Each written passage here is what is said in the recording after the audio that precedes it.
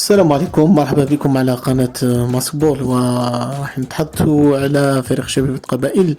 لا حديث إلا عن فريق شبيبة القبائل، وهذا راجع للتطورات الأخيرة اللي حدثت في بيت الكناري، بين يعني كانت استقالة المدرب بن شيخة، ولهذا فريق شبيبة القبائل يعني تسلط عليه الأضواء، ويعتبر يعني من أكبر النوادي الجزائرية تتويجا في الجزائر. ولهذا لازم نتكلم على هذا النادي بعد يعني التعاقد مع وسط الميدان الدفاعي مهدي بوجمعة. والآن يعني عندنا خبر جديد ويقول باللي إدارة شبيبة القبائل تفاوضت مع إسحاق بالفضيل اللاعب السابق للمنتخب الوطني، ولكن لحد الساعة لم يتم الاتفاق بشكل رسمي. ممكن راح يكون جديد شبيبة القبائل في الساعات القادمة. وعلم أن بالفضيل يعني متواجد بدون فريق ويبلغ من العمر 33 سنة وهو دولي سابق.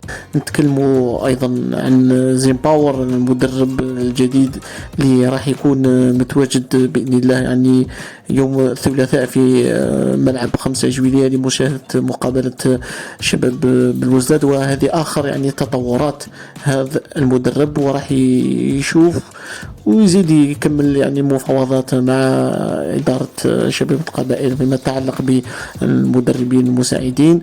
وفي يعني كثر فيه الحديث عن هذا المدرب. حسب آخر الأصداء تقول باللي راح يكون متواجد بالجزائر يوم الاثنين، ويوم الثلاثاء سيكون حاضر في مقابلة شباب بالوزداد، ولكي يعني يتم رسميا بداية العمل إن شاء الله. يعني هذا الفريق يستاهل كل خير، ويمثل فريق شبيبة القبائل يمثل الجزائر أحسن تمثيل في المواجهات القارية، ويعتبر أيضا يعني من أكبر الفرق تتويجا في الجزائر.